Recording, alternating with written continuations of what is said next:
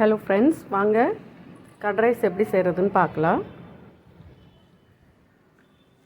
ஒரு சூடான கடாயில் கடுகு எண்ணெய் போட்டு நல்லா வெடிக்க விட்டுக்கோங்க. கருவேப்பிலை போட்டுக்கோங்க, பச்சை மிளகாய் போட்டுக்கோங்க. உங்களுக்கு வேணும்னா வரமிளகாவும் கிள்ளி போட்டுக்கலாம். அதுக்கப்புறமா கடுகு போடுங்க.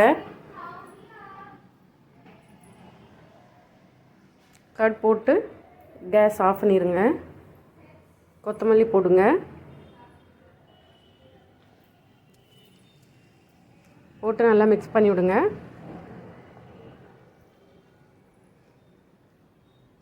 ரைஸ் நான் சாதம் வடித்து வச்சுருக்கேன். நிறைய பேர் ரைஸ் பச்சரிசி செஞ்சு வச்சுக்குவாங்க தயிர் சாதத்துக்கு. நான் புழுங்கல் அரிசியில் தான் செய்வேன்.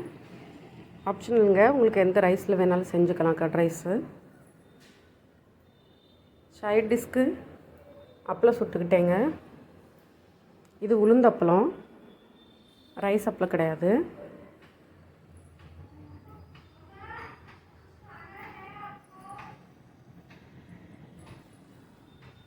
பாருங்கள், நல்லாயிருக்கும்.